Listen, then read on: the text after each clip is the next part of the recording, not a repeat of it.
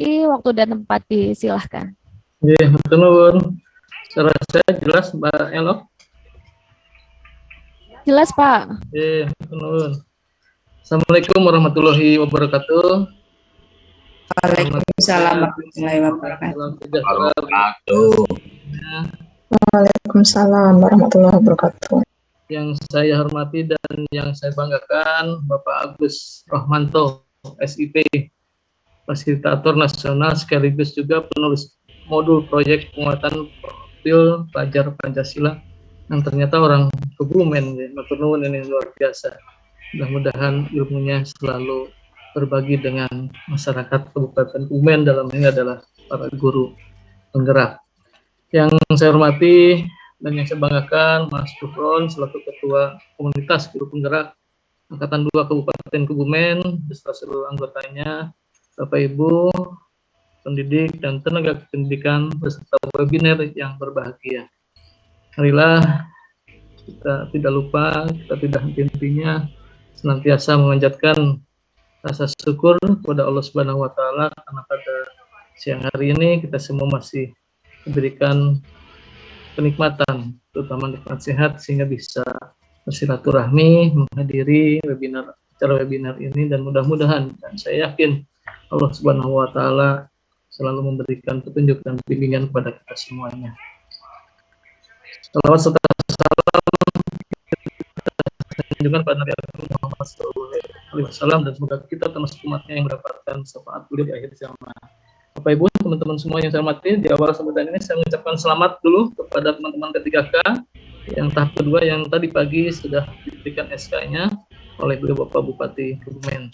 Mudah-mudahan membawa berkah bagi keluarga, bagi bangsa dan negara. Harapan kami selalu dan terus bersemangat ya, meningkatkan kinerja Bapak Ibu sebagai tenaga pendidik, sebagai guru di Kabupaten Kebumen ini. Bapak Ibu hadirin yang saya hormati, profil pelajar Pancasila merupakan bentuk penerjemahan tujuan pendidikan nasional. Profil pelajar Pancasila berperan sebagai referensi utama yang mengarahkan kebijakan-kebijakan pendidikan termasuk menjadi acuan untuk para pendidik dalam membangun karakter serta kompetensi peserta didik. Profil pelajar Pancasila harus dapat dipahami oleh seluruh pemangku kepentingan karena perannya sangat penting.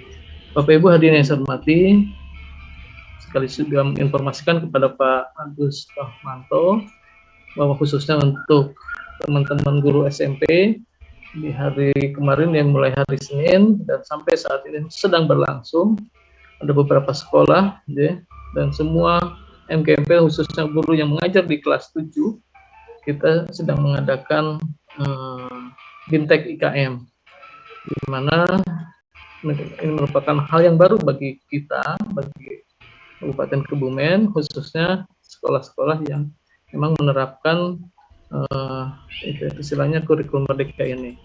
Mau tidak mau, Bapak Ibu guru kita harus mau berubah.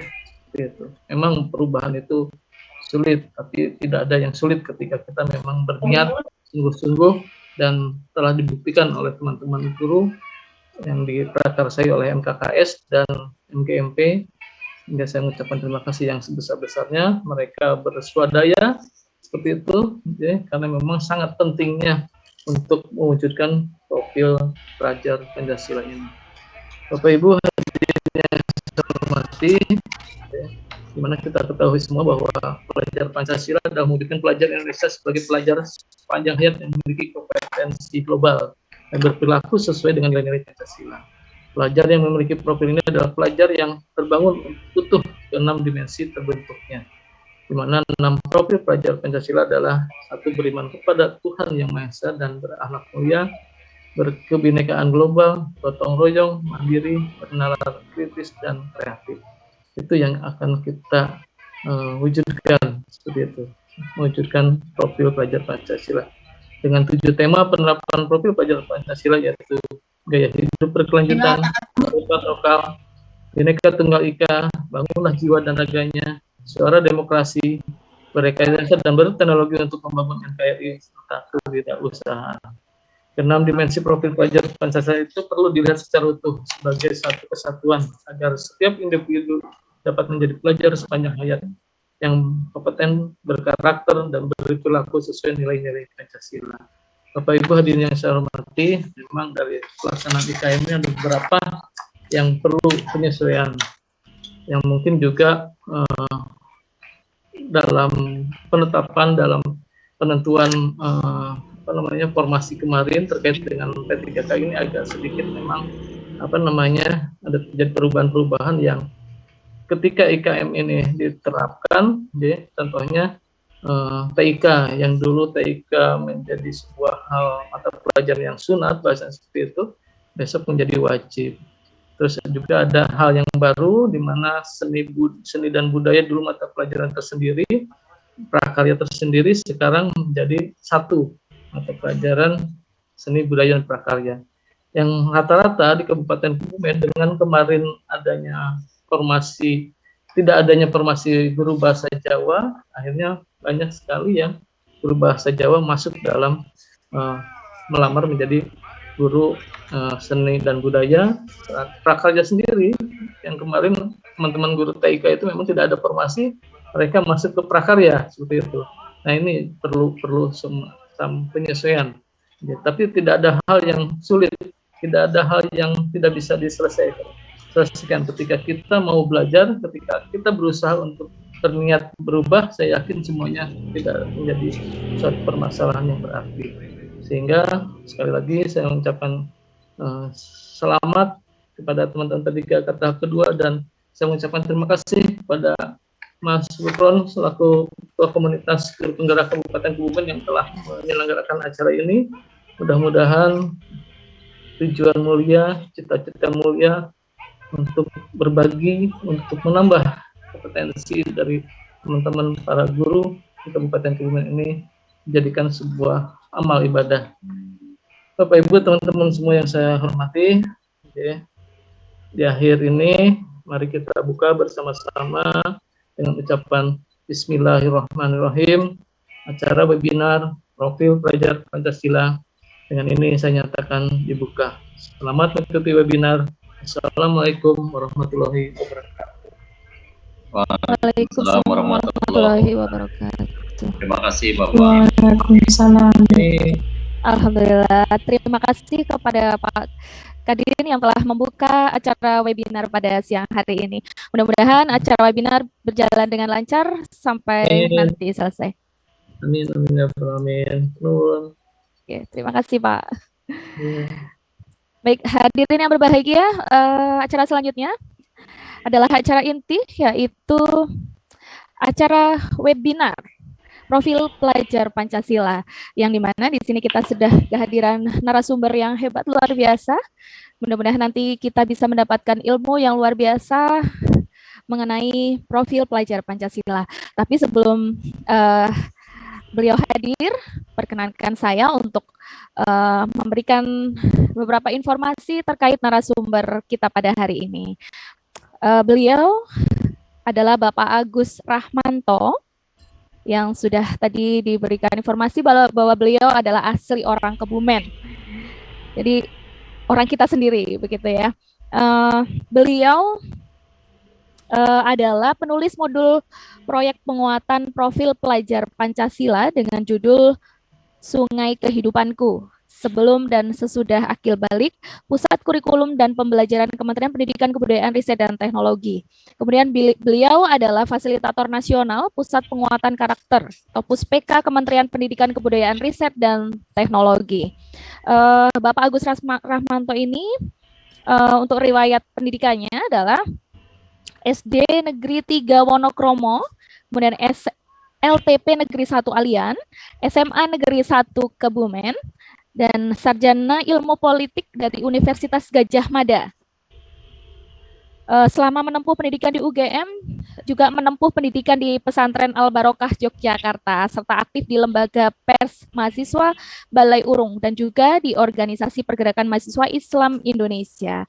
Kemudian beliau juga mendirikan dan juga presiden pertama Future Leaders Party FLP UGM pada 2007.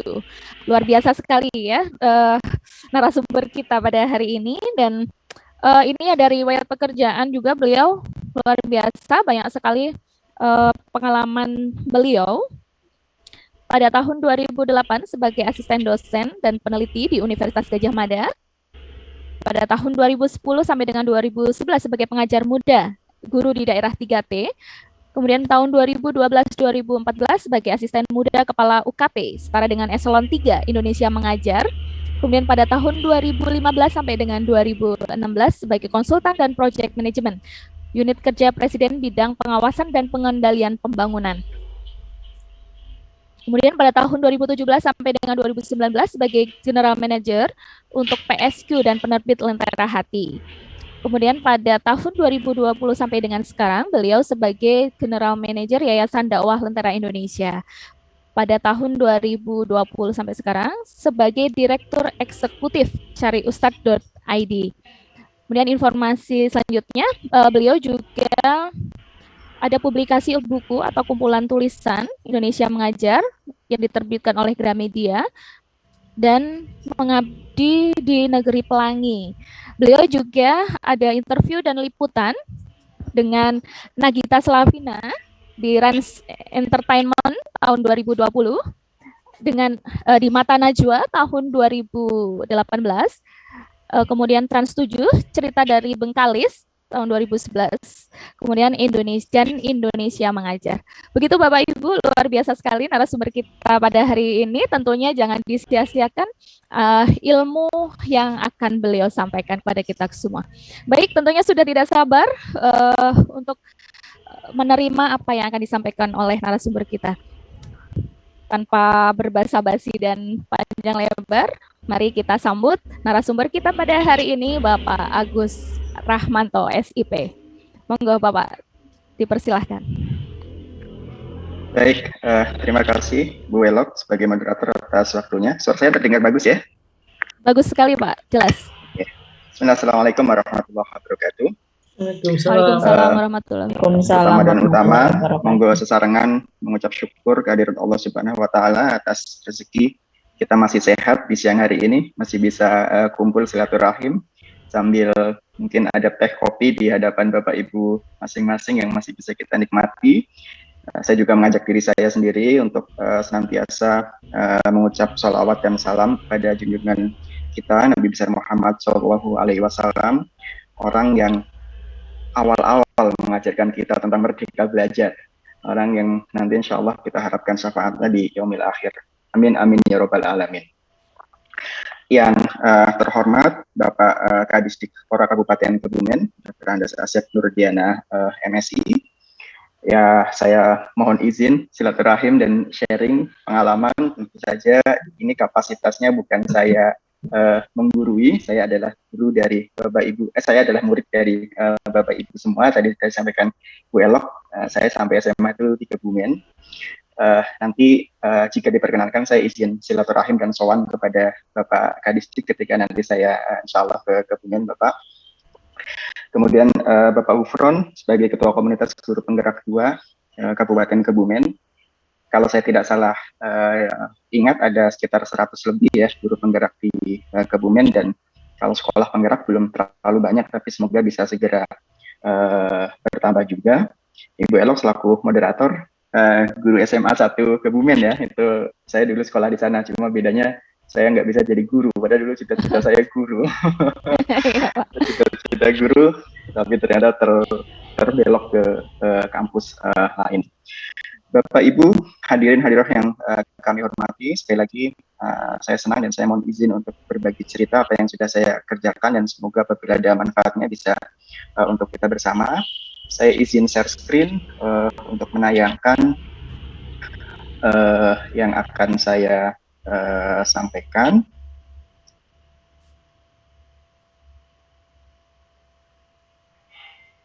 Iya, sudah terlihat ya. Bapak Ibu yang dirahmati Allah, saya ingin cerita sedikit dari slide berikutnya. Nah, suatu ketika di suatu sore itu ada teman saya, sahabat baik saya, beliau mengirim WA ini nih. Ternyata beliau sedang mengcapture, mempotret ada di laptop tulisan proyek penguatan pelajar Pancasila. Kebetulan ada nama yang beliau kenal, ternyata nama saya. Terus beliau WA saya, bilang bahwa sedang membaca modul tersebut. Saya kaget karena ini yang saya lakukan di akhir tahun lalu dan masuk ke Kemdikbud, ternyata dari Kemdikbud sudah disirkulasi ke jejaring pendidikan gitu.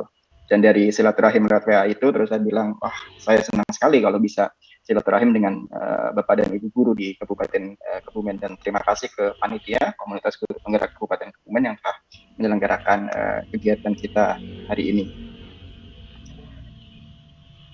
Bapak Ibu yang baik, seperti tadi disampaikan, saat ini kaitannya dengan Kemdikbud Ristek Dikti, saya mempunyai dua aktivitas. Yang pertama dengan pusat penguatan karakter sebagai master trainer atau fasilitator nasional. Saya bertugas untuk memberi penguatan kepada para fasilitator di level nasional. Saya sebenarnya berharap suatu ketika ditugaskan ke Kebumen, tapi sampai saat ini belum terlaksana. Insya Allah Selasa besok saya ke Jambi untuk menjalankan tugas ini. Kemudian yang kedua, kaitannya dengan modul yang tadi disampaikan, ya saya menulis modul tersebut, nanti akan kita coba ceritakan lebih detail. Kemudian saya izin menyampaikan lagi tadi, ini saya kebanggaan luar biasa, saya dari orang Kebumen sekarang punya kesempatan untuk silaturahim dengan Bapak Kadis, Bapak Ibu Guru, dan semua keluarga besar saya di Kebumen. Betul, cita-cita saya ketika kecil itu ingin jadi guru seperti keluarga besar saya, tapi ternyata saya terperosok ke kampus, dan tadi sudah disebutkan setelah lulus dari kampus 2008 saya bekerja di kampus, cita-cita saya jadi dosen, tapi ternyata cita-cita masa kecil saya untuk jadi guru SD terngiang-ngiang, dan waktu itu ada pembukaan menjadi guru di daerah 3T oleh sebuah lembaga non-profit namanya Indonesia Mengajar. Saya berangkat ke perbatasan Indonesia-Malaysia, dan waktu itu saya diliput oleh TV nasional yang datang ke tempat saya mengajar. Ketika pulang saya dapat kesempatan untuk interview dengan Vic Andy. Ini pengalaman luar biasa karena saya mengagumi program-program beliau. Nah, kemudian ada dua buku yang sudah saya tulis bersama teman-teman yang lain, bercerita tentang pengalaman kami belajar sebetulnya ya. Di sana memang betul tugas kami sebagai guru, tapi kita lebih banyak sebagai murid dari kehidupan. Selanjutnya saya berkesempatan untuk bekerja di sektor pemerintahan di unit kerja Presiden bidang pengawasan dan pengendalian pembangunan UKP 4, membantu Presiden Susilo Bambang Yudhoyono. Kalau dulu ingat ada raport menteri, ada menteri yang merah, yang biru, yang hijau, itu kantor kami yang menyelenggarakan sebagai asisten muda kepala UKP 4. Selanjutnya saya masuk ke dunia bisnis, dunia swasta sebagai project manager di konsultan sumber daya manusia namanya Dimensi Indonesia, dan sekarang saya fokus di Lentera Hati Indonesia sebagai direktur eksekutif. Akhir-akhir ini saya kesempatan diinterview oleh Mata Najwa seperti tadi disampaikan oleh Bu Elok, moderator kita. Saya dapat pengalaman luar biasa. Selain Kick Andy, Mata Najwa itu program TV yang sangat saya suka dulu ketika masih rajin nonton TV. Berkesempatan juga untuk diskusi langsung dengan Prof. Renal Kasali, pakar marketing dari Universitas Indonesia, dan juga Mas Gibran ya, Pak Wali Solo, Gibran Rakabumi. Bapak Ibu yang dirahmati Allah, sebelum lebih lanjut tentang profil pelajar Pancasila, saya punya 3 pertanyaan ini. Sebetulnya apa sih yang harus dimiliki oleh pelajar kita gitu? Kenapa sih harus memiliki? Terus sebenarnya siapa saja yang harus memilikinya? Secara garis besar sudah disampaikan oleh Bapak Kadis, jadi saya izin untuk mengelaborasi hal tersebut. Saya ingin mengawali dari pertanyaan kira-kira kayak gini. Ketika ada saudara kita kemudian mengikuti pendidikan kepolisian, setelah ikut program kepolisian, ketika kita tanya orang-orang yang ikut pendidikan kepolisian itu kayak gimana sih? Boleh bantu saya jawab nggak? Yang sudah ikut pendidikan kepolisian itu kayak gimana sih? Saya misalkan ya, saya akan jawab, oh rambutnya rapi, oh tegas, oh berjalannya teratur, oh apalagi sepatunya bersih, bajunya selalu disetrika. gitu ya.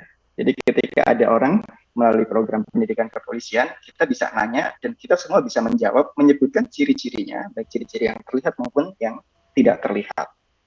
Nah, sekarang pertanyaan selanjutnya, kalau kata polisi itu saya ganti menjadi pelajar Indonesia.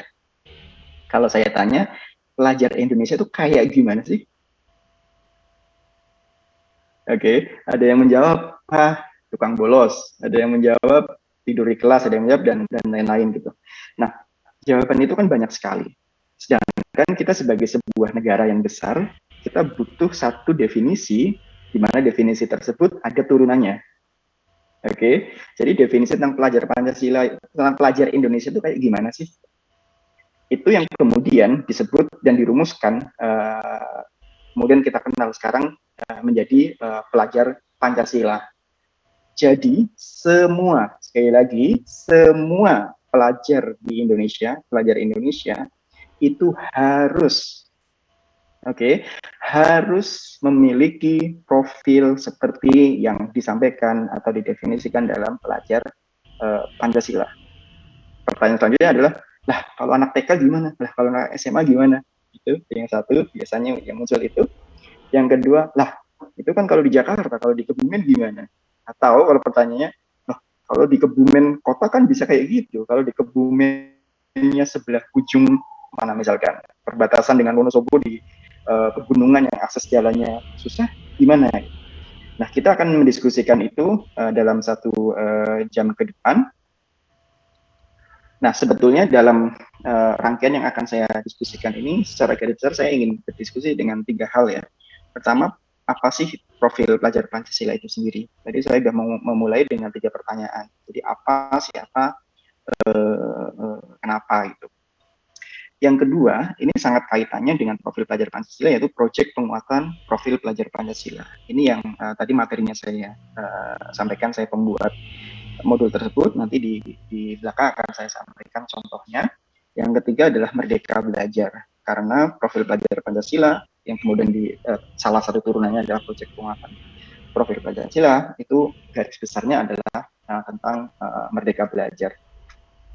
Bapak Ibu, menyambung apa yang tadi disampaikan oleh Bapak Kepala Dinas, bahwa ada berapa nih, 1, 2, 3, 4, 5, 6 ya, ada 6 hal, ada 6 sifat, ada 6 profil yang harus dimiliki oleh pelajar di Indonesia. Kita menyebutnya sebagai pelajar Pancasila. Tadi saya menyebutkan ini adalah sifat atau karakter, karena sejatinya ke-6 ini itu memang adanya di dalam. Jadi belum terlalu kelihatan. Yang pertama, harus beriman, bertakwa kepada Tuhan Yang Maha Esa. Dan yang menarik adalah ada kata-kata berakhlak mulia. Nanti di slide selanjutnya akan saya coba ceritakan. Yang kedua, mandiri. Ketiga, bernalar kritis. Keempat, kreatif, gotong royong, dan berkebinekaan global. Saya yakin tentu saja sekali lagi kapasitas saya tidak sedang menggurui, karena Bapak dan Ibu terutama yang sudah familiar sebagai guru penggerak sudah sangat familiar dengan kalimat-kalimat ini, tapi saya nanti ingin menyebutkan beberapa poin gitu. Kalau detailnya nanti kita bisa baca sama-sama, nanti saya akan bisa share dokumennya. Nah, saya sangat tertarik dengan hal ini, dengan pemilihan kalimat ini, karena ternyata selain beriman dan bertakwa, kalau dulu saya kenalnya beriman dan bertakwa, tapi kemudian ada berakhlak mulia. Apa sih sebetulnya akhlak itu? Jadi kira-kira Bapak Ibu gini, mohon maaf kalau saya banyak memberikan contohnya soal Islam, karena kebetulan agama saya Islam, jadi saya tahunya tentang agama saya sendiri, dan khawatir kalau memberi contoh agama yang lain kurang pas. Kalau kita belajar, saya belajar dulu sama Pak Kiai saya, diajarin iman itu kan harus ngerentek neng hati kan, harus diyakini dalam hati, kemudian harus diucapkan. Kalau di dalam hati saja orang nggak tahu kan, sebenarnya Agus ini beriman atau tidak. Makanya kemudian harus diucapkan, dengan diucapkan orang jadi tahu kalimatnya si Agus ini seperti apa ketika beriman. Tapi ujung dari hal tersebut adalah tindakannya, apa yang dilakukan oleh yang bersangkutan, dan apakah tindakan tersebut mencerminkan keimanan. Nah, ini yang menarik dari profil pelajar Pancasila, poin yang pertama, di mana selain beriman, mengimani, dan bertakwa kepada Tuhan Yang Maha Esa, kemudian dicerminkan ke akhlak yang mulia. akhlak yang mulia itu kayak gimana? Ya kalau anak-anak dikebumin hormat sama guru, bentuk hormatnya bisa beda-beda ya. Ada yang standarnya istilahnya salim gitu. Ada daerah lain yang nggak pakai salim, tapi pakai tos itu, high five gitu. Nggak apa-apa. Yang penting itu adalah hal yang ada dan berkembang di masyarakat sekitar tersebut gitu. Ini juga yang menarik, turunannya nih, elemen kuncinya ini ada 5 ya. Saya ingin ke poin 1 dan poin 5 misalkan. Akhlak beragama dan akhlak bernegara. Ini menjadi menarik karena bangsa kita ini majemuk. Ada orang Islam, ada orang Kristen, ada penganut budaya agama lain. Orang Islam sendiri pun secara organisasi setidaknya ya, itu juga tidak hanya satu. Ada yang aktif di Nahdlatul Ulama atau NU. Ada yang aktif di Muhammadiyah, ada aktif di organisasi lain, di mana masing-masing penganut agama atau penganut keyakinan itu punya hal yang berbeda. Nah, disinilah titik yang menjadi krusial, menjadi penting terhadap anak didik kita. Tentu, kalau saya beragama Islam, saya perlu menekankan bahwa ya tidak ada Tuhan selain Allah, tidak ada cara-cara untuk mencapai pada Allah melalui syariat, selain melalui syariat, melalui fikih, melalui apa yang kita sudah lakukan. Gitu. Itu adalah akhlak beragama yang secara pribadi. Tapi kita juga harus ingat akhlak bernegara. Saya sebagai orang Islam harus meyakini bahwa Allah adalah Tuhan sesembahan saya satu-satunya. Itu harus saya yakini sepenuh hati, jalankan sesuai dengan kaidah fikih yang berjalan. Tapi yang kemudian jadi pertanyaan adalah, bolehkah saya ngomong hal tersebut, apalagi memaksakan hal tersebut kepada saudara saya yang beragama Kristen? Tentu jawabannya adalah tidak boleh, karena ini sudah menyangkut akhlak bernegara. Selain akhlak kepada penganut agama yang lain gitu. Nah, ini dua hal yang sekilas terlihat bertentangan. Ngajarin anak untuk meyakini agama yang benar adalah Islam, karena anak tersebut beragama Islam, tapi di sisi lain juga harus ada akhlak bernegara terhadap pemeluk agama yang lain. Saya izin melanjutkan, ini nanti bisa dibaca saja, tapi poinnya adalah di dalam Indonesia kita sudah berbineka, dan ingat kita sebagai Indonesia adalah bagian dari dunia dan terjadi banyak sekali perbedaan. Ini juga menarik karena sekarang udah bukan zamannya lagi untuk kontok-kontokan dan sikut-sikutan. Sekarang zamannya lagi kita ngerjain bareng-bareng gitu. Kita ya harus gotong royong. Ini juga menarik. Nah, yang nantinya akan saya contohkan tentang sungai kehidupan akil balik, itu juga ada kaitannya dengan konsep elemen ini, yaitu dengan kesadaran diri dan regulasi diri. Saya izin lanjutkan sedikit. Ada yang kelewat ya. Nah, ini bernalar kritis. Ini juga menarik, apalagi kalau kaitannya dengan agama. Bapak Ibu yang baik, saya ingin dalam tanda kutip coba membenturkan begini. Dalam beragama kita diajarkan ada kitab suci yang harus kita yakini, harus kita imani. Tapi dalam kehidupan nyata kita juga harus punya logika dan nalar yang kritis.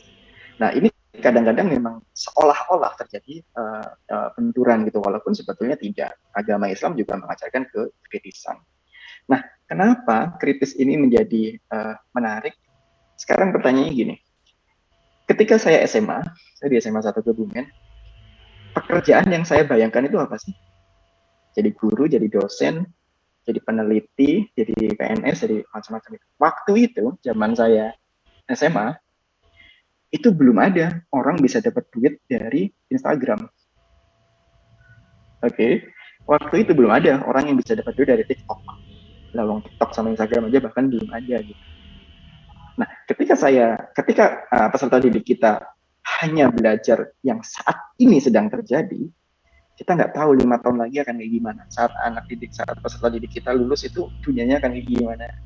Maka itu penting untuk penerapan prinsip yang ini, bahwa nalar itu harus selalu diasah karena kita tidak tahu kedepannya akan bagaimana. Kemudian yang keenam, kreatif. Ini berkaitan erat dengan yang sebelumnya. Bapak Ibu yang baik, nah Kalau tadi saya sudah menyampaikan tentang profil pelajar Pancasila, sekarang saya ingin sedikit lebih turun lagi ke proyeknya, proyek penguatan profil pelajar Pancasila. Kalau tadi di depan ada 3 pertanyaan, ini ada 3 pertanyaan lagi. Terus, pripun agar peserta didik kita punya profil belajar Pancasila? Kapan sih peserta didik kita harus memilikinya? Di mana mereka akan mendapatkan itu? Jadi 6 pertanyaan dari di depan 3, ini 3 kan kira-kira sudah. Kalau kita belajar jurnalistik ada 5W 1H ya, what, when, where, satunya how. Ini yang tadi saya sebutkan. Jadi saya membantu Kementerian Pendidikan untuk menulis sebuah modul. Ini adalah proyek penguatan profil pelajar Pancasila. Dan alhamdulillah berkat wasilah dari dokumen ini kemudian ditemukan oleh teman baik saya, sahabat baik saya. Sepertinya hari ini hadir juga, tadi saya sempat lihat nama beliau. Terima kasih menjadi wasilah silaturahim saya dengan Bapak Ibu teman-teman penggerak pendidikan di Kabupaten Kebumen. Nah, ini adalah tools, ini adalah alat untuk menerapkan profil pelajar Pancasila. Di sini saya tulis proyeknya adalah Sungai Kehidupan, temanya adalah bangunlah jiwa negara, dan ini untuk fase D atau SMP. Jadi dokumen ini itu diperuntukkan untuk guru SMP. Tapi dokumen yang serupa juga disiapkan untuk guru SD dan level tertentu dan SMA. Nah, ini adalah sebuah proyek. Proyeknya bentuknya adalah Sungai Kehidupan.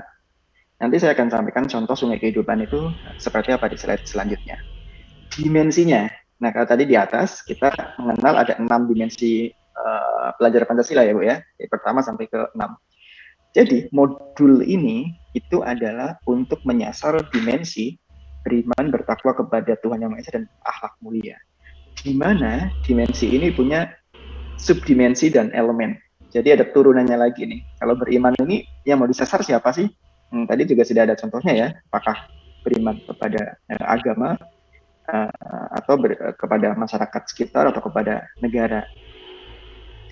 Nah, Sungai Kehidupan itu apa? Ini saya ambil dari internet, sumbernya saya cantumkan di bawah.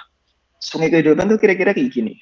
Jadi kita bikin alur, saya misalkan lahir di Kebumen, kemudian SD, SMP, SMA di Kebumen, saya tulis tuh SD-nya di SD 3 Wonokromo, SMP-nya di SMP 1 Alian, SMA 1 Kebumen, kemudian setelah itu saya tulis kuliah di Jogja beserta tahunnya, kemudian itu akan bisa memetakan kita. Nah, kalau saat ini, misalkan ya, saya belum S2 dan saya akan S2, saya bisa lanjutkan Sungai Kehidupan itu dalam sebuah rencana. Jadi yang sudah terjadi sampai detik ini adalah saya S1, saya mau S2 atau S3, saya coba katakan lagi tahun berapa saya akan S2 atau S3, akan kuliah di mana. Nah, kenapa sih harus repot-repot bikin Sungai Kehidupan, bikin project, bikin males kan ya, bikin project. Nah, Bapak Ibu yang baik, saya coba bikin sedikit perbandingan ketika pola pembelajaran kita satu arah dan ketika kita menggunakan skema project atau project based learning, biasanya disingkat PJ, C-nya kecil, BL gitu. Karena kalau PBL ada istilah yang lain yaitu problem based learning. Ini sebagai pembanding. 1, kalau pelajaran satu arah cepat. Contohnya apa? Contohnya ketika misalkan tadi ya, ketika saya membuat modul Sungai Kehidupan, tujuannya itu kan sebenarnya pengen ngomong kayak gini ke anak-anak. Makanya levelnya SMP. Tujuannya itu guru akan menanamkan kepada anak peserta didiknya bahwa wes akil balik, sholat ya. Intinya kan itu kan. Kamu akil balik, jadi sholat ya. Cara menyampaikan seperti itu cepat kan? 1 menit selesai. Guru berdiri di depan kelas, kemudian sampaikan kepada peserta didik, yuk balik, tanda-tandanya ini ya, secara fikih ya, ada perbedaan fikih yang bilang bahwa harus berdasarkan usia, ada yang berdasarkan biologis gitu, kalau perempuan haid pertama, kalau laki-laki mimpi basah yang pertama, itu adalah ciri-ciri akil balik. Konsekuensinya adalah harus menjalankan syariat agama. Sekali lagi mohon maaf, ini contohnya yang saya bikin dan konsepnya konsep keislaman gitu untuk Bapak Ibu yang berkeyakinan lain. Ada contoh juga yang sudah disediakan oleh Kementerian Pendidikan. Nah, sedangkan kalau project based learning itu programnya itu nggak cepat. nggak cukup 5 menit untuk menjawab pertanyaan bahwa kalau peserta didik udah akil balik itu ngapain. Tujuannya sama, pengen ngomong, pengen disampaikan sama, yo sholat, nek wis akil balik. Oke. Nah, tapi ingatlah kalau yang cepat disampaikan itu dia cepat hilang kok, dan peserta didik bosan. Dan kalau project based learning itu memang butuh waktu yang lumayan lama, tapi yakinlah prosesnya itu akan tahan lama dan peserta didik akan senang. Kenapa tahan lama? Karena peserta didik dibuat senyaman mungkin dan dia akan menemukan sendiri jawabannya. Gitu. Nah, ini yang tadi saya sampaikan, nanti linknya akan saya sampaikan di chat atau ke teman-teman panitia. Yang saya bikin tadi, yang form Sungai Kehidupan, itu saya bikin di akhir tahun lalu. Kemudian itu dilempar ke sekolah penggerak dan atau ke guru penggerak, agar itu bisa mendapatkan banyak masukan. Nah, setelah itu ada banyak feedback, ada banyak umpan balik yang masuk ke kementerian. Kemudian ini panduan yang versi terbaru, yang paling mutakhir dengan perbaikan-perbaikan dari yang sebelumnya. Nah, tadi saya di depan menyampaikan bahwa wah, proyek belajar Pancasila lagi ngerepoti. Ada yang beranggapan kayak gitu. Tapi sejatinya ini adalah sesuatu yang menarik Bapak dan Ibu. Saya sendiri, saya bukan guru jadi memang tidak di kelas, tapi saya alhamdulillah punya anak usia kelas 3 SD. Saya coba terapkan ke banyak hal-hal yang yang tidak di sekolah gitu. Di rumah pun saya terapkan nih pola-pola proyek. Ada beberapa prinsip. Yang pertama adalah menyeluruh, utuh, dan saling keterhubungan. Kemudian yang kedua adalah kontekstual. Ini yang menarik sekali. Panduan yang dibikin oleh Kementerian Pendidikan dan Kebudayaan itu bukan panduan textbook yang harus dijalankan mak-plek ketiplek. Bahasa kebuminya bahasa Indonesia apa ya? Mak-plek ketiplek. Karena ada konteks yang berbeda di setiap masing-masing daerah. Itu kalau bicara daerah. Kalau misalkan bicara agama juga sangat berbeda. Contoh yang saya berikan adalah contoh agama Islam. Tapi bagi yang beragama lain yang tidak mungkin menjalankan proyek agama Islam. Nah, ini juga poin ketiga yang sangat menarik. Dulu zaman Majapahit, zaman dulu banget, proses pendidikan kita kan banyak yang berpusat pada pengajar.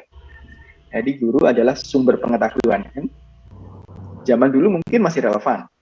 Zaman sekarang, apalagi pandemi ini ya, peserta didik kan udah pegang HP segala macam. Sehingga sumber pengetahuan itu tidak hanya dari guru, tapi dari yang lain. Itu kenapa mindset dan pola pikirnya harus diubah. Memang pendidikan itu yang jadi tujuan utamanya ya anak, peserta didik gitu. Sehingga pola komunikasinya akan berubah. Terjadi shifting, berpindah paradigmanya dari yang guru sebagai sumber pengetahuan menjadi guru sebagai fasilitator gitu. Saya yakin Bapak dan Ibu sudah sangat memahami ini. Sekali lagi ini lebih ke muatan saja.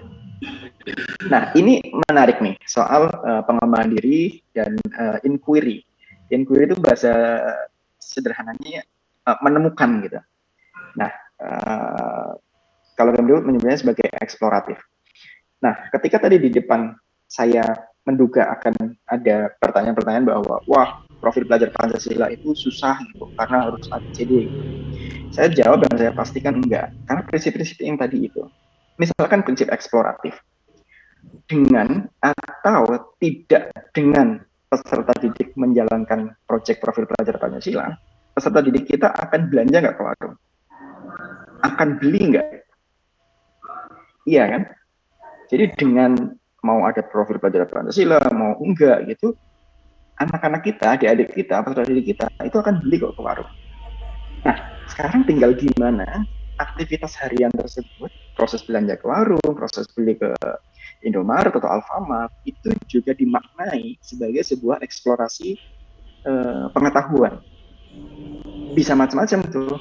Misalkan ya, bisa kita tarik ke soal karakter jujur.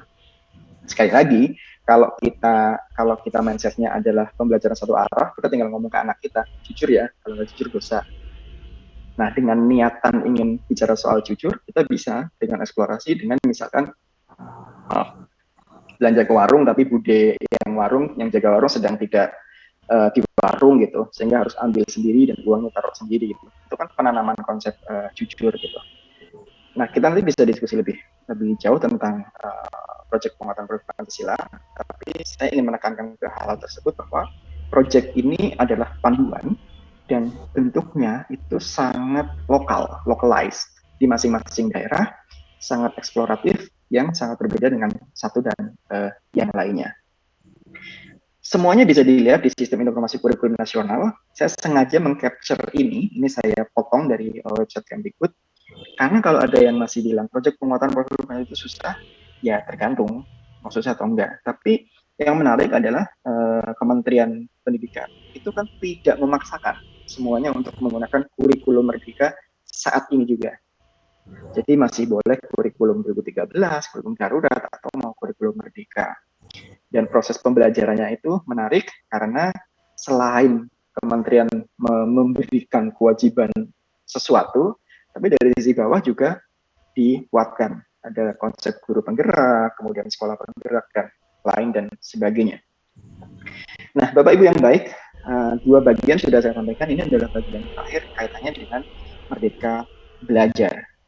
Nah, sebelum sampai bicara tentang Merdeka Belajar, saya suka sekali dengan gambar ini. Ini gambar saya dapatkan di internet, di bawah saya tuliskan sumbernya. Judulnya Our Education System, ya ini di negara antah berantah sana lah. Jadi seorang penguji bilang, for a fair selection, everybody has to take the same exam. Biar seleksinya rata nih, adil nih, jadi semua yang ada itu harus tes dengan satu alat tes. Tesnya apa?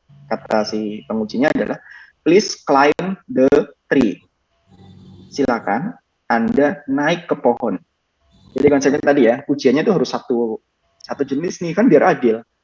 Jadi semuanya harus naik ke pohon, ujiannya kayak gitu. Kira-kira yang menang siapa? Gajah bisa naik pohon nggak? Ikan bisa naik pohon nggak? Kita semua tahu jawabannya nggak bisa. Gajah nggak bisa naik pohon, ikan nggak bisa naik pohon. Yang menang ya monyet.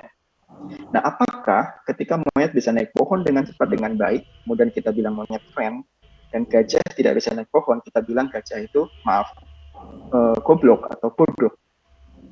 Kan konsepnya tidak seperti itu ya Bapak Ibu ya, seperti yang kita yakini bersama. Bahwa memang setiap hewan itu punya kekhasan masing-masing, punya keunikan masing-masing. Itu pula dengan yang sedang kita kerjakan bersama. Pemerintah membranding pendidikan kita dengan Merdeka Belajar di era Mas Menteri ya, Mas Menteri Nadiem Makarim gitu. Dan saya sekedar mengulangi Bapak dan Ibu semuanya, istilah Merdeka Belajar itu lahir dari Ki Hajar Dewantoro ya. Jadi konsep-konsep Merdeka Belajar itu lahir dari beliau. Makanya sekolah-sekolahnya Ki Hajar itu namanya kan taman siswa gitu. Itu memang tamannya siswa. Jadi bukan bangunan yang menyeramkan kalau nggak bisa dipukul gitu, enggak. Anak-anak hakikatnya ya main gitu. Ya memang taman gitu. Nah, konsep Merdeka Belajar ini memang pertama kali dikenakan oleh Ki Hajar Dewantoro. Ini pendidikan pembelajaran khas Indonesia yang dirangkum oleh beliau. Pokoknya setelah beliau tidak ada, sebetulnya banyak sekali yang menulis tentang Merdeka Belajar gitu, versinya macam-macam gitu. Nah, kemudian di pemerintahan Mas Menteri ini diangkat menjadi sebuah kebijakan di mana ada sekian seri ya, Merdeka Jilid istilahnya, ada sekian jilid Merdeka Belajar.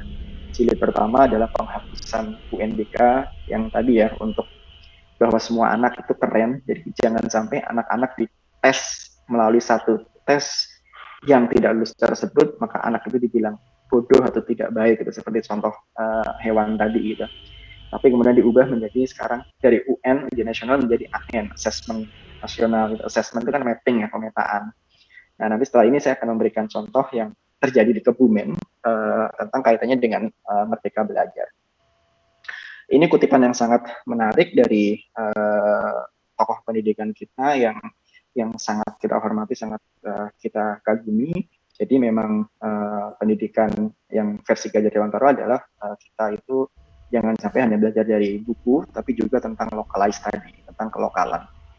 Nah, Bapak Ibu yang baik, ini yang saya tadi contohkan, wujud dari Merdeka Belajar itu apa? Saya ingin memberi satu contoh, seorang laki-laki bernama Sweta Kartika, atau biasa kita teman-temannya memanggil Seto. Mas Sweta Kartika ini punya banyak sekali penghargaan, tidak hanya di Indonesia tapi di internasional, punya banyak sekali karya dengan menggambar, dengan coret-coret. Hal yang dulu kita anggap sebagai anak kok coret-coret aja sih enggak ini. Beliau S1 di ITB, S2 di ITB. Ini alumni SMA Kebumen, seangkatan dengan saya, 2004 lulus. S1 di ITB, S2 di ITB, jadi dosen, banyak menulis buku, dia punya perusahaan yang kaitannya dengan teknologi, tapi yang dibikin adalah komik. Pokoknya kalau Bapak Ibu memahami dunia komik ini, nama Sweta Kartika itu udah kayak nama jiwa gitu, maksudnya saking kerennya gitu. Nah, sebagai gambaran, tahun 2003 itu beliau bikin ini nih, di SMA 1 Kebumen. Ini postingan ini diunggah oleh Mas Sweta di Instagram beliau, saya capture dan saya minta izin, saya WA beliau, saya bilang, saya izin ya, saya jadi investasi untuk Merdeka Belajar. Jadi, waktu itu Sweta membuat komik tentang keseharian di SMA Negeri 1 Kebumen. Komik ini kita cetak menjadi sebuah majalah angkatan kami yang kita bagikan saat kenaikan kelulusan kakak kelas kami gitu. Jadi covernya itu gambarnya yang di kanan sini contoh. Yang menarik waktu itu adalah ada sebagian orang yang menilai bahwa gambar ini tuh saru, gambar ini tidak etis, gambar ini tidak sempatasnya gitu. Masa kepala sekolah kita itu digambar kepalanya besar gitu, badannya lebih kecil gitu. Nah, saya tidak bisa membayangkan jika waktu itu Sweta Kartika kemudian dihukum tidak lulus sekolah karena dia hobinya menggambar. Saya tidak bisa membayangkan tersebut. Kalau itu terjadi, bisa jadi saat ini Indonesia tidak pernah memiliki komikus yang bernama Sweta Kartika yang mengharumkan nama Indonesia, punya sekian penghargaan di dunia internasional gitu. Nah, Mas Seto ini bercerita bahwa dia berterima kasih sekali kepada guru SMA kami yang mampu menjelaskan bahwa ke Bapak dan Ibu guru dan para murid yang lain yang waktu itu sempat merasa komik ini tidak sepatasnya. Pak Taslim namanya, guru SMA kami, guru kesenian, beliau menyatakan bahwa ya berseni memang seperti ini. Ada namanya gambar kartun, ya ketika kepala seseorang agak lebih besar dibanding badannya itu bukan berarti saru. Memang gayanya seperti itu gitu. Nah, Mas Seto ini sangat berterima kasih, sangat kagum ke guru kesenian tersebut, sehingga itu menjadi landasan dan menjadi kepercayaan diri beliau agar mampu berkarya lebih jauh. Jadi kalau Sweta lihat gambar ini, dia selalu bilang gambar gue elek ya, zaman kie itu, zaman SMA. Karena yang sekarang jauh lebih halus, jauh lebih macam-macam gitu. Nah, Merdeka Belajar ini sudah kita lakukan di jauh-jauh hari gitu. Nah, ini saya yakin banyak tempat gitu. Nah, ini Sweta Kartika adalah contoh saja, contoh real dekat dengan kita, anak Kebumen. Dia bakatnya nulis. Saya berani bertaruh kalau untuk matematika gitu, kali-kalian gitu Sweta sama anak SMA mungkin kalah. Karena memang dia bukan di matematika kuatnya gitu, tapi di kesenian gitu. Saya yakin juga Bapak dan Ibu pasti familiar dengan multiple intelligences ya, atau kecerdasan majemuk, di mana setiap orang itu pasti cerdas, cuma cerdasnya memang beda-beda. Ada yang senang matematika gitu. Angkatan kami, anak SMA 1 Kebumen itu, yang di angkatan kami ada yang doktor matematika, S1 matematika UGM, S2 matematika UGM, S3 matematika ITB, sekarang dosen di Binus University di Jakarta itu ada. Tapi sama, kita bisa balik, namanya Ipin, Mas Ipin. Ipin matematikanya luar biasa, suruh gambar, lebih bagus anaknya, gambar anaknya kelas 2 SD gitu. Sama, Mas Sweta pintar gambar, disuruh matematik, ya nyerahlah, dia minta tolong ke Ipin gitu. Nah, ini saya sengaja juga membiarkan ada nama-nama yang di Instagram di-tag oleh Mas Sweta. Ada Mas Anjar. Mas Anjar juga bukan orang yang pintar secara akademis, dan setelah SMA dia nggak kuliah, tapi dia berwirausaha. Jadi sekali lagi, kalau mau dilihat dari kecerdasan kecerdasan di atas kertas, Mas Anjar disebut bodoh. Tapi ketika melihat bahwa beliau sukses berwirausaha, kita bisa lain cerita. Kemudian ada Mas Priyo namanya, akun Instagramnya Esgarage, dia senangnya main-main gitu. Jadi kalau ke Italia, ke Denmark, ke Norway, dia udah jelajahin itu semua gitu. Ya di sekolah dulu hobinya nyanyi-nyanyi main bola gitu. Terus ada Mbak Anggana, ini dokter spesialis, ada di Tangerang juga sekarang. Nah, jadi memang kecerdasannya ini beda-beda. Dan tadi sudah sempat disinggung oleh Bapak Kadis bahwa pelajar Pancasila itu bukan hanya cerdas kognitif ya, cerdas dulu diistilahkan cerdas akademis gitu, pintar matematika, bahasa Inggris. Enggak, tapi punya karakter. Karakternya itu kuat.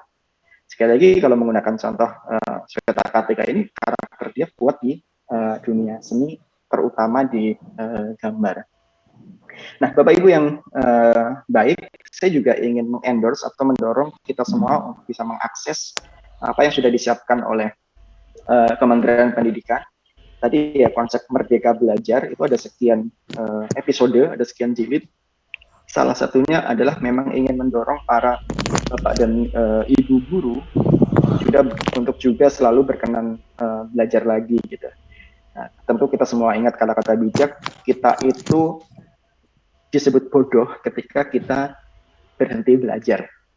Itu adalah definisi bodoh. Jadi ketika ada orang belajar, itu bukan berarti dia bodoh, justru dia pintar karena dia sedang selalu belajar gitu. Ada aplikasinya namanya Merdeka Mengajar, bisa diunduh di HP masing-masing, di Android. Di situ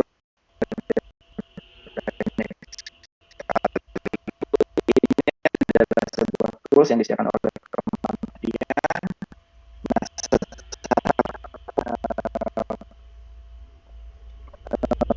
Apakah saya punya waktu untuk ini, langsung saya iakan.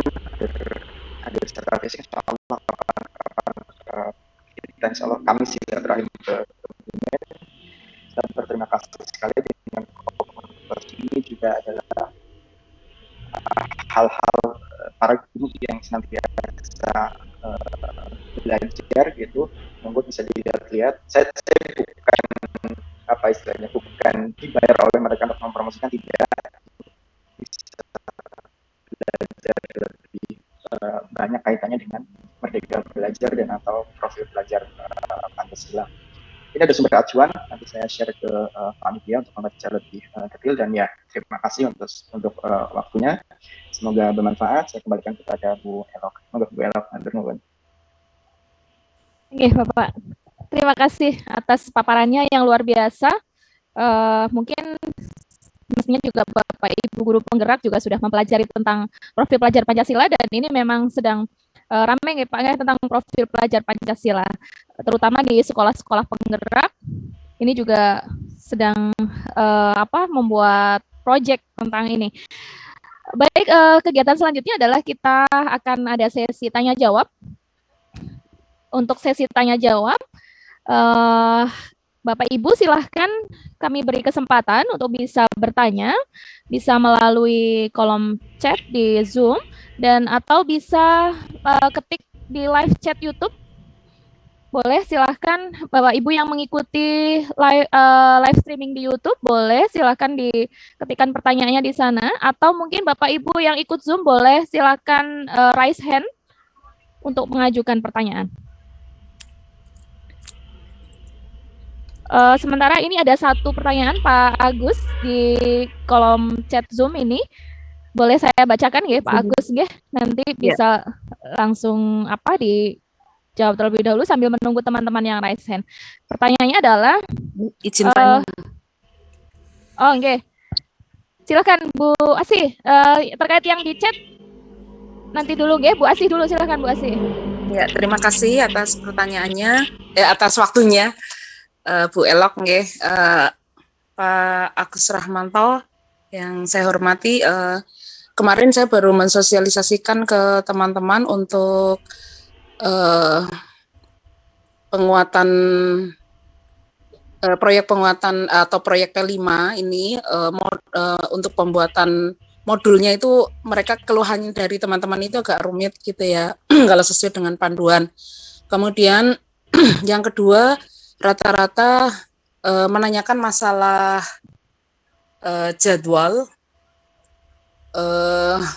pelaksanaan itu karena biasanya itu kalau pembagiannya itu kan kalau misal di dalam kurikulum itu kan tidak terstruktur ya, untuk pelaksanaannya itu menjadi kendala masalah ini antara pembagian jam dengan kalau sudah masuk ke jadwal dalam 1 tahun gitu ya, itu kendalanya di situ Pak. Jadi misalnya untuk satu proyek atau proyek P5 ini diintegrasikan oleh guru A, B, C, D, sementara dia itu juga mengajar di kelas lain atau dia mengampu di kelas lain, itu akan sulit untuk pengaturan waktunya begitu Pak. Misalnya dilaksanakan pada akhir semester misalnya ya, atau di mid semester, itu juga kalau itu mungkin berbeda-beda nanti akan kebingungan, karena biasanya kalau di SMP itu pembagian jamnya itu tidak seperti guru kelas gitu loh. Artinya satu guru mengampu beberapa kelas gitu kan. Kalau dia menjadi pimpronya di proyek itu maksimal kan tiga rombel gitu ya. Nanti yang misalnya kalau di situ ada 8 kelas, nanti berbeda lagi orangnya begitu Pak. Terima kasih atas pertanyaannya ini. Bagaimana strateginya untuk pelaksanaannya? Terima kasih, Pak. Baik, terima kasih Bu Asih atas pertanyaannya. Pak Agus mau langsung dijawab atau disimpan terlebih dahulu, Pak Agus? Kalau boleh disimpan dulu aja Bu Elok, biar sambil. Oke. Baik, disimpan dulu nggih Bu Asih ya untuk pertanyaannya. Kemudian pertanyaan selanjutnya dari kolom chat yang tadi tertunda saya bacakan terlebih dahulu. Pertanyaannya, bagaimana menjaga kesadaran berpikir peserta didik supaya komitmen dan komprehensif dalam profil Pancasila? Pertanyaan yang kedua, begitu Pak Agus. Satu lagi nih Pak Agus ya, yang di live chat YouTube mungkin ada yang bertanya, rekan-rekan dari tim, mohon bantuannya yang di live chat YouTube, atau mungkin 2 pertanyaan ini bisa dijawab dahulu Pak Agus sambil menunggu pertanyaan selanjutnya. Monggo. Baik, terima kasih Bu Elok yang sudah memoderasi pertanyaan. Pak Catur Pamungkas ya, kalau keliru urutan nama dan gelar, saya jawab Pak Catur dulu sebelum nanti ke Bu Asik. Ya, kalau bicara kesadaran, apalagi untuk peserta didik yang secara usia itu di bawah kita, ini menjadi tantangan tersendiri ya. Jadi kan sekali lagi kalau tadi contoh di depan, atau gini deh, contoh di saya deh, anak saya kelas 3 SD, ya namanya anak kelas 3 SD, mau gimana sih kesadaran sholat gitu kan. Nah, yang pertama kan pilihannya adalah kita bawain sapu gitu, kita pukul sholat gitu. Dia akan sholat terus sama sapu gitu, atau melalui pola-pola yang berbeda dibanding sapu. Kelebihan dengan bawa sapu adalah tetap akan sholat gitu. Sekali lagi, apapun yang instan itu pertanyaannya adalah kesadaran. Tentu ini bukan proses guru saya yang mengatakan pendidikan ini. Jadi kalau kita lapis 100 kita harus pelan-pelan atur energi, dan pertanyaannya adalah pertanyaan pasti bagaimana. Dengan berat hati saya harus menjawab dengan tidak tahu yang secara pastinya seperti apa. Tapi secara garis besar setiap anak itu unik, dan menjadi penting untuk kita memfasilitasi keunikan anak-anak tersebut. Saya bisa sambil share dokumen ini juga sekaligus nanti menjawab Bu Asih. Ini adalah dokumen utuh yang tadi sebagian saya potong untuk saya presentasikan. Jadi, dan ini adalah dokumen yang terbaru. Jadi kalau yang dokumen project P5 yang saya bikin itu kan akhir tahun, yang kemudian selalu diperbaiki oleh Kementerian Pendidikan. Ini ada tips dan triks yang dibuat oleh Kementerian Pendidikan, dan ini bersumber dari sharing-sharing seperti ini. Jadi kami melakukan sharing kepada para bapak dan ibu guru, kemudian dapat masukan, dan itu dirangkum di sini gitu. Jadi misalkan ya, kalau konkretnya kira-kira kayak gini, namanya anak kan banyak nanya ya. Misalkan pertanyaannya, kenapa sih harus sholat sih gitu? Memang kenapa kalau saya sudah head atau saya sudah mimpi basah gitu? Saya kan nggak mau sholat gitu. Sekali lagi nih, kita nih sebagai orang tua, saya lah setidaknya, kan kalau ditanya kayak gitu ya pengen ngambil sapu nampol kan, apa sih kok takon kayak gue? Kasar katanya kan kayak gitu kan. Tapi ibaratkan anak-anak kita itu sebagai sebuah pohon gitu. Kalau kita paku tuh, pohon kita paku, kita marah nih kita pukul, analoginya kita paku gitu, menyelesaikan masalah saat itu. Tapi lubang pakunya, walaupun paku sudah dicabut, itu kan akan terus menganga. Gitu. Itu yang tidak bisa dihilangkan sampai kapanpun. Jadi luka itu akan semakin bertambah, dan budaya tadi yang mau kita kembangkan itu semakin susah. Jadi semakin kita berpikiran tertutup, mengambil jalan pintas, jalan ekstrim, main hajar gitu bahasa kasarnya gitu, itu akan semakin menyusahkan kita ke depan. Jadi sekali lagi, mohon maaf saya tidak punya obat yang jitu, tapi kalau boleh menyarankan, pelajarin keunikan anak masing-masing, terus mulai dengan berpikir terbuka gitu, terus ajak main bareng, kolaborasi itu, dan hal-hal yang semacam itu. Semoga ini menjawab. Kemudian kalau dari Asih yang kaitannya dengan rumit, saya sangat bisa memahami dengan kesulitan-kesulitan tersebut. Saya pun ketika membuat profil pelajar Pancasila itu, membuat modulnya itu juga bukan tidak sulit. Saya harus baca kanan kiri dan harus bertanya. Itu adalah hal yang lazim, itu adalah hal yang wajar. Ibu Asih mohon tidak berkecil hati. Namun saya juga ingin menyampaikan bahwa yang menarik dari profil pelajar Pancasila ini dimulai dengan kemampuan kita masing-masing. Sebentar saya carikan.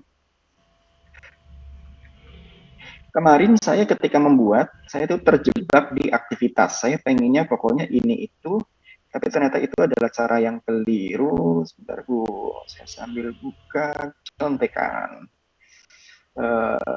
Bapak dan Ibu, kalau file ini sudah pernah dibagikan belum ya? Sudah pernah dibaca belum?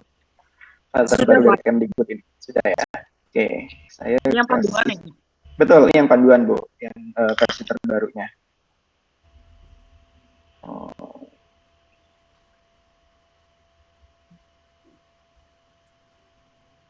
Sebentar ya.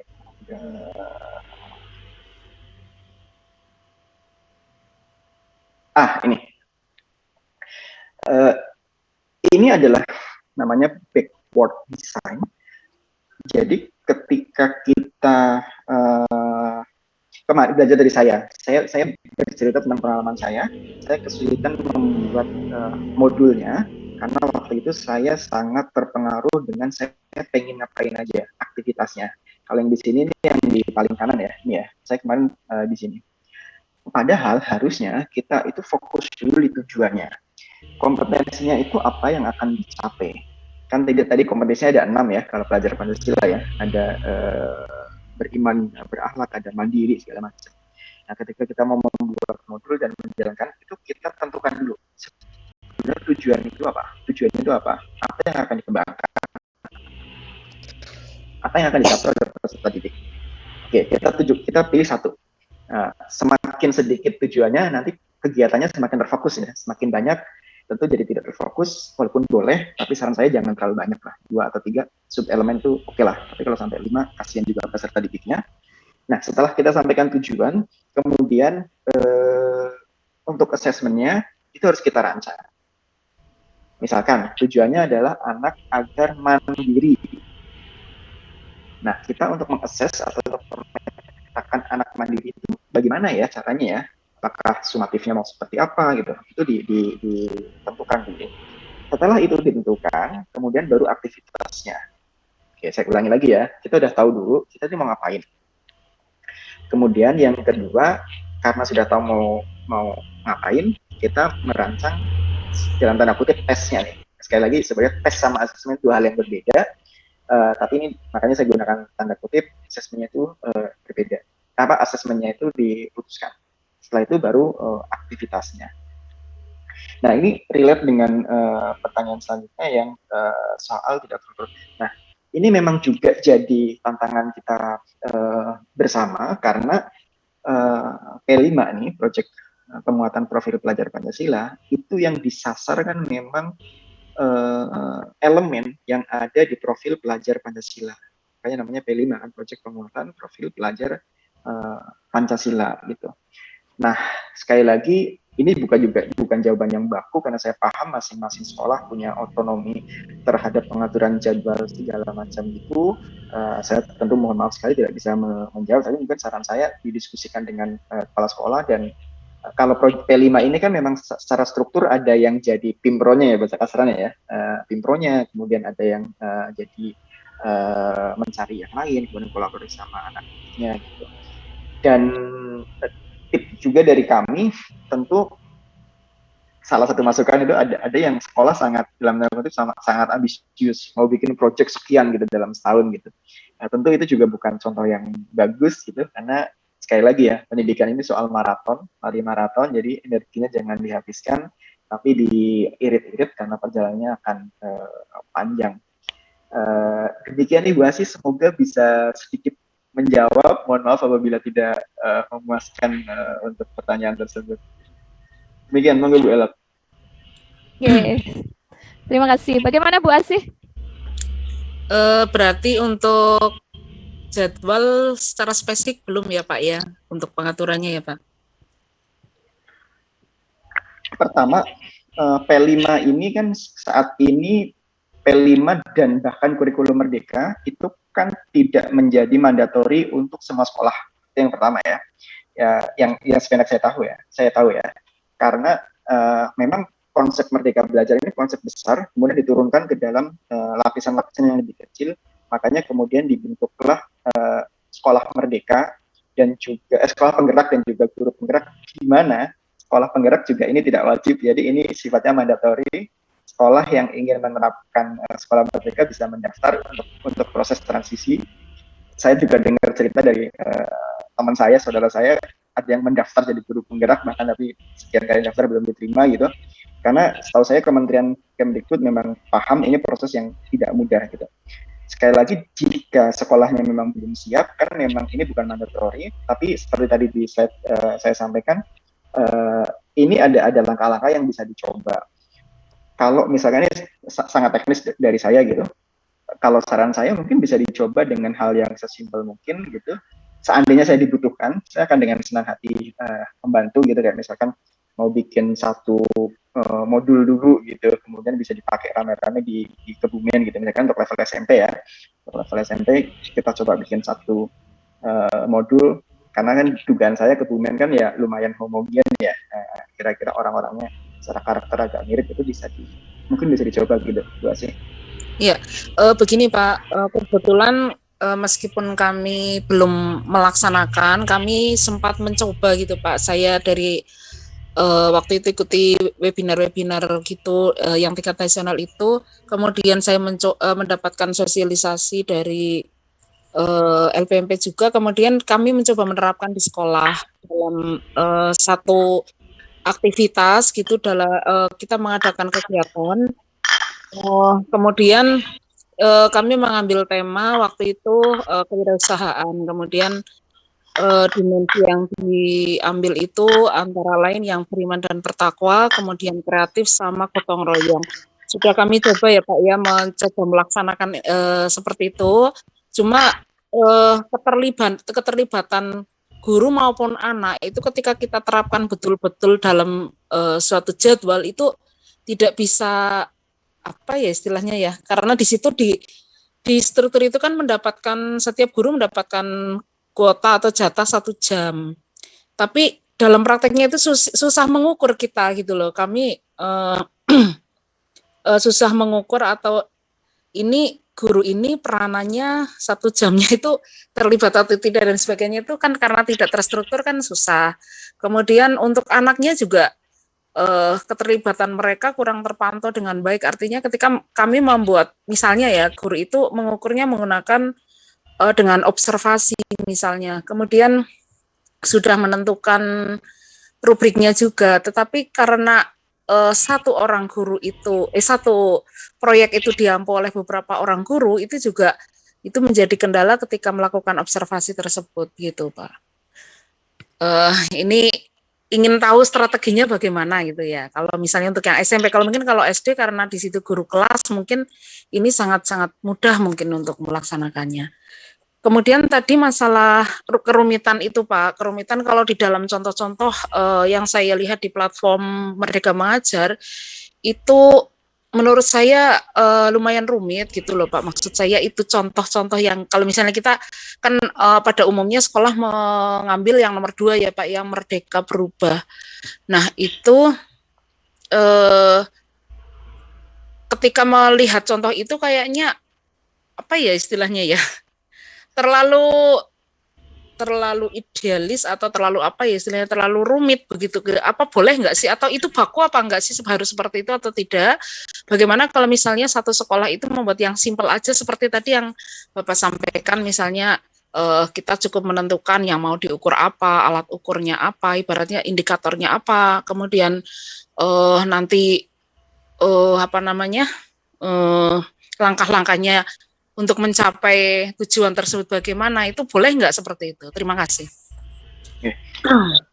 Maaf Bu Asi, kalau boleh, Bu Asi ini berarti SMP nggih saat ini? Nggih. Oke. Yang pertama itu. Ya, yang kedua, tadi ketika Bu Asi bercerita, saya coba menyimak, jadi ini saya ingin konfirmasi dan ingin memastikan. Tadi Bu Asi mencontohkan bahwa tema yang dipilih adalah tema kewirausahaan, kemudian elemennya adalah yang pertama. Dan ini juga sekaligus menjawab pertanyaan selanjutnya dibahas. Saya ingin kembali lagi ke tadi slide yang sempat saya tampilkan di situ. Jadi kalau boleh saran, sebelum menjawab ke ini, kalau tadi pertanyaannya boleh membuat secara sederhana tidak, jawabannya boleh. Sekali lagi P5 ini itu bukan mandatori. Seandainya tidak dilakuin, Kemdikbud juga nggak akan marah anyway. Tentu saya tidak sedang menyarankan bahwa nggak usah gitu, bukan. Tapi poinnya adalah kementerian paham bahwa ini proses yang tidak mudah, sehingga dibikinlah pola berjenjang. Itu dulu sebagai pemahaman bersama. Yang kedua, dibuat sesederhana mungkin, boleh atau tidak? Boleh, sangat boleh. Sekali lagi fokus pada kaidah-kaidahnya. Kaidah-kaidahnya itu apa? Yang pertama tadi ya, ada localize, jadi memang lokal. Dan ini pasti berbeda nih dari Kebumen dengan dari misalnya misalkan dengan Ambon gitu. Pasti punya karakteristik yang berbeda. Kebumen misalnya Kebumen daerah tempat saya gitu di Alien kan di pegunungan gitu, dengan Kebumen di Ambal. Itu pasti ada perbedaannya gitu, karena karakter pegunungan dan karakter pesisir itu berbeda. Jadi untuk Bu Asi boleh disederhanakan. Yang pertama, ikutin kaidah secara umumnya saja dulu, dimulai dari pertanyaan peserta didik itu mau diapain sih secara elemennya. Setelah itu baru dimundurkan ke belakang, kalau elemen itu yang mau disasar, assessment seperti apa sih yang kita lakukan. Kemudian kalau itu ketemu, baru aktivitasnya itu apa saja. Sekali lagi saya cerita, dan mungkin ini juga terjadi di banyak Bapak Ibu guru yang lain, biasanya kita sering terjebak ke langsung bicara aktivitasnya itu dulu apa. Jadi mungkin Bapak Ibu guru, ya tentu itu bukan hal yang salah, tapi ini agak menyulitkan karena begitu aktivitasnya yang kita tulis pertama kali, kita kerjakan pertama kali, nanti jadi ambiar kalau tujuan besarnya, tujuan akhir dari P5-nya itu tidak bisa fokus. Jadi merekap jawaban ini, pertanyaannya boleh tidak sederhana, boleh, sangat boleh, bahkan ekstrimnya tidak menjalankan itu juga bukan hal yang dosa. Sekali lagi saya tidak sedang bilang bahwa jangan, justru malah saya silaturahim di sini kan ingin endorse kita semua untuk menguatkan profil pelajar Pancasila dan P5-nya. Gitu Bu Asih. Ya, baik Bu Asih. Mudah-mudahan terjawab Bu Asih ya nanti Ya, terkait. terima kasih, sangat terjawab. Terima kasih. Oke. Nanti kelanjutannya misal mau diskusi lagi, Pak Agus pasti terbuka untuk membuka forum diskusi nggih Pak Agus nggih, bisa nanti kontak-kontakan kita sesama orang-orang Kebumen. Sama orang ngapak ya, orang kepenak itu. Ya. Oke, Pak Agus mohon izin ini ada beberapa pertanyaan lagi nih Pak Agus dari teman-teman yang ikut live YouTube. Saya bacakan semuanya nggih Pak, nanti sepertinya pertanyaannya juga dijawabnya bisa berkaitan. Jadi saya bacakan semua saja. Yang pertama ada dari Bapak Fajar dari SMP Negeri 2 Gombong. Oh nggih, itu sudah ditampilkan sama Pak Seno. Terima kasih Pak Seno. Pak Catur sudah ini, yang Pak Catur tadi sudah. Oke, yang ini dari Pak Fajar. Bagaimana kiat-kiat atau cara minimalisir kesejahteraan karakter pelajar Pancasila peserta didik yang majemuk. Kemudian selanjutnya Pak Bapak Satrio Utomo, dalam kurikulum baru ini tidak adanya KKM. Bagaimana menjaga semangat belajar siswa dengan tidak adanya KKM ini, sementara dengan ada KKM saja banyak siswa yang menganggap remeh. Bagaimana peran guru dalam perencanaan dan pelaksanaan proyek profil pelajar Pancasila.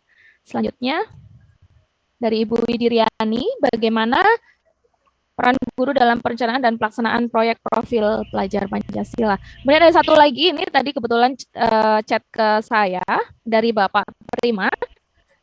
Bapak Prima, pertanyaannya, dalam konsep Merdeka Belajar adalah anak berkembang sesuai dengan kecerdasan dan bakat atau minatnya masing-masing.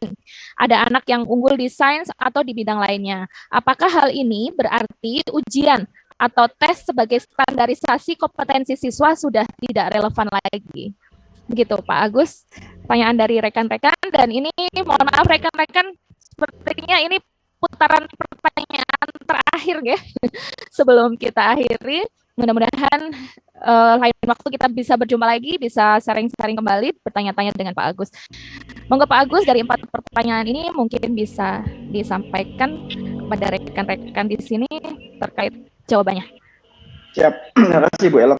Saya coba tadi merangkum pertanyaannya, semoga bisa terjawab semua. Kaitannya dengan majemuk ya, dengan keberagaman peserta didik kita. Saya pribadi justru sangat bersyukur ketika ruangan itu ada banyak perbedaan, karena dari perbedaan itu bisa saling belajar. Nah, itu juga pentingnya soal kolaborasi antar peserta didik kita. Misalkan begini, misalkan majemuk dalam hal agama, ada yang Islam, ada yang Kristen misalnya. Kemudian kita akan bikin project sesimpel ketika Idul Fitri.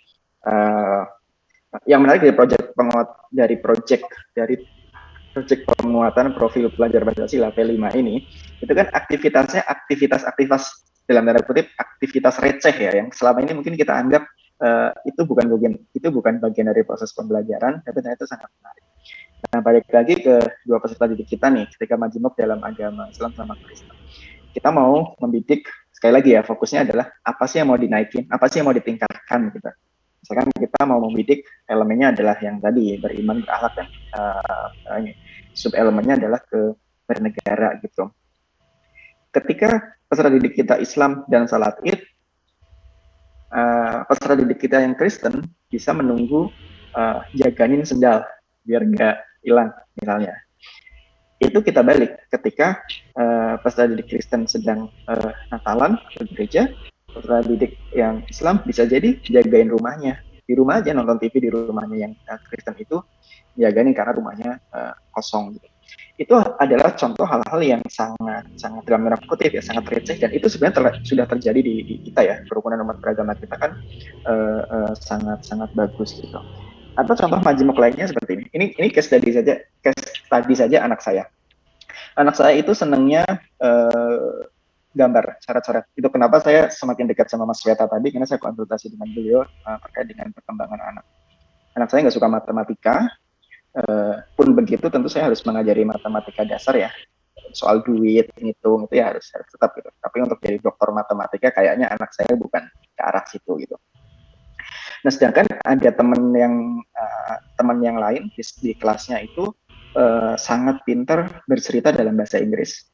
Nah, proyek kolaborasinya apa? Ya udah, bikin mind map, bikin sungai kehidupan, alur kehidupan. Anak saya yang gambar, nanti temennya yang presentasi. Dengan kayak gitu, kemampuan terbaik anak saya bisa keluar. Kemampuan dia dalam menggambar. Dan bahasa Inggris anak saya masih butuh belajar lebih banyak. Temennya, kemampuan gambarnya tidak begitu maksimal, tapi dia sangat excellent di bahasa Inggris. Jadi dari dua orang anak kecil ini, dia bisa mengeluarkan kemampuan terbaiknya masing-masing dan bisa saling belajar. Anak saya belajar bahasa Inggris dari temannya belajar cara gambar dari anak saya. Nah, kemudian selanjutnya soal assessment dan penilaian. Saya tadi tidak begitu detail, tapi yang pasti kita perlu membedakan antara penilaian untuk cut off sama dalam tanda kutip penilaian untuk assessment. Kalau zaman dulu UN ujian nasional kan jadi kelulusan ya. Saya lupa dulu ujian nasional saya mata pelajarannya apa saja. Tapi katakanlah ini aja ya. Misalkan ada 5 pelajaran: matematika, bahasa Indonesia, bahasa Inggris, fisika, kimia. Misalnya, ini misal. Ketika syarat minimum harus masing-masing ini 6, oke. Masing-masing mata pelajaran ini nilainya 6 baru bisa lulus. Dan ketika dia bisa matematiknya 9, IPA-nya fisikanya 9, kimia 9, bahasanya Inggris 5, bahasa Indonesianya 5. Anak ini tidak lulus karena ada yang 5 nih, bahkan 2 nih bahasanya. Ini kalau sudut pandang kita adalah sudut pandang cut off. Kalau sudut pandang kita assessment, dengan adanya fakta ini, yang perlu kita highlight adalah bukan soal 5-nya nih, bukan soal kegagalannya nih, tapi soal bahwa anak ini nih kuatnya di eksak. Maka hasil assessment-nya adalah kira-kira, oke, anak ini kita berikan fasilitas untuk belajar secara matematika lebih excellent, sehingga kedepannya dia akan jadi dokter atau profesor di bidang matematika. Jadi fokusnya itu justru kelebihan. Nah, ada analogi menarik saya baca di sebuah buku. Ketika ada tembok di depan kita, temboknya itu tembok dari batu bata, ada 100 bata di tembok itu, ada 2 bata yang gosong, batanya hitam. Apa respon pertama kita ketika melihat tembok itu? Yang 2 jelek ya, karena hitam, karena gosong. Padahal ingat, dari 100 bata itu, yang jelek berapa? 2. Artinya yang bagus berapa? 98. Tapi banyak di antara kita itu fokusnya ke yang jelek tuh, sehingga tembok itu secara keseluruhan dibilang jelek. Nah, ini kaitannya dengan tadi ya soal ujian. Nah, kaitannya dengan semangat. Cinta itu kan nggak bisa dipaksain dan nggak bisa dipaksain untuk jadi cinta, dan nggak bisa dihilangkan untuk tidak mencintai. Yakin lah, mau cinta apa? Cinta sama pasangan, cinta sama drama Korea, cinta sama apapun itu, pasti akan kayak gitu. Dugaan saya, ketika ada peserta didik yang tidak semangat, itu memang karena tidak cinta. Dugaan saya. Tentu perlu dieksplor lebih dalam ya. Nah, sekarang jadi pertanyaan adalah, kalau selama ini ada anak yang semangat, kalau selama ini menggunakan sistem penilaian yang saklek sehingga anak semangat, kemudian kalau ada anak yang ketika sistem penilaiannya diubah dia tidak semangat, berarti sebetulnya dia dari awal itu tidak semangat. Pilihannya adalah coba digali apa sih yang bikin dia nggak semangat dan coba difasilitasi. Yang kedua adalah, ya memang jangan-jangan memang anak tersebut, peserta didik tersebut tidak tune in di yang hal tersebut. Dan sekali lagi tidak bisa dipaksakan gitu. Fungsi kita sebagai pendidik kan memfasilitasi kan, bukan dalam tanda kutip bukan mencekoki si anak tersebut gitu. Nah, sepertinya itu Welok yang kaitannya dengan 4 pertanyaan tadi. Sekali lagi, edukasi ini lari maraton, jadi memang sangat melelahkan.